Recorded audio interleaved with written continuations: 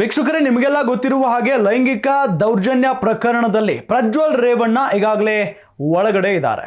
ಇನ್ನು ಚಿತ್ರದುರ್ಗದ ರೇಣುಕಾಸ್ವಾಮಿ ಕೊಲೆ ಪ್ರಕರಣದಲ್ಲಿ ದರ್ಶನ್ ಕೂಡ ನ್ಯಾಯಾಂಗ ಬಂಧನದಲ್ಲಿದ್ದಾರೆ.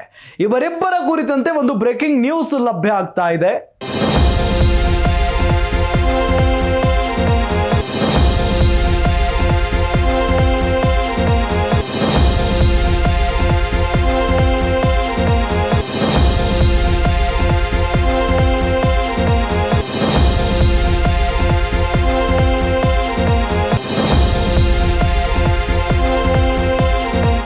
ಇದು ಗ್ಯಾರಂಟಿ ನ್ಯೂಸ್ನ ಬಿಗ್ ಎಕ್ಸ್ಕ್ಲೂಸಿವ್ ಸ್ಟೋರಿ. ಜೈಲಲ್ಲಿ ಭೇಟಿಯಾಗಿದ್ದಾರೆ ನಟ ದರ್ಶನ್ ಮತ್ತು ಪ್ರಜ್ವಲ್ ರೇವಣ್ಣ. ಎಸ್, ಪರಪ್ಪನ ಅಗ್ರಹಾರ ಜೈಲಲ್ಲಿದ್ದಾರೆ ದರ್ಶನ್ ಮತ್ತು ಪ್ರಜ್ವಲ್.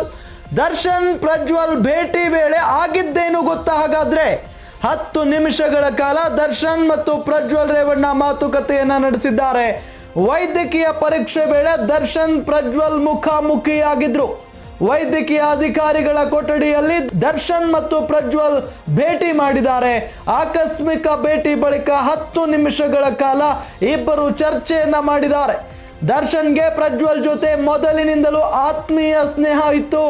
ಜೈಲಿನಲ್ಲಿ ಕೆಲವು ನಿಮಿಷಗಳ ಕಾಲ ದರ್ಶನ್ ಪ್ರಜ್ವಲ್ ಮಾತನಾಡಿದ್ದಾರೆ. ಗ್ಯಾರಂಟಿ ನ್ಯೂಸ್ಗೆ ಉನ್ನತ ಮೂಲಗಳಿಂದ ಮಾಹಿತಿ ಬಂದಿರೋದು.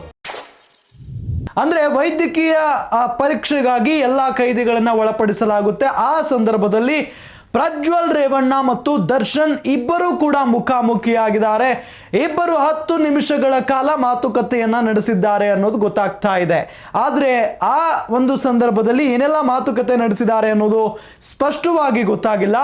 ಆದರೆ ಈ ಇಬ್ಬರು ಈಗಾಗಲೇ ಪರಪ್ಪನ ಅಗ್ರಹಾರದಲ್ಲಿದ್ದಾರೆ.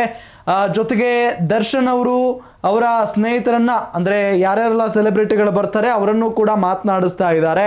ಅದೆಲ್ಲ ಒಂದು ಕಡೆ ಆದರೆ ಪ್ರಜ್ವಲ್ ರೇವಣ್ಣ ಅವರು ಇವತ್ತು ದರ್ಶನ್ ಅವರನ್ನ ಭೇಟಿ ಮಾಡಿ ಮಾತುಕತೆ ನಡೆಸಿದ್ದು ಸಹಜವಾಗಿ ಕುತೂಹಲ ಕೆರಳಿಸಿರುವಂಥದ್ದು. ಏನು ಮಾತುಕತೆ ಆಯಿತು ಅನ್ನೋದು ಇದ್ದೇ ಇದೆ.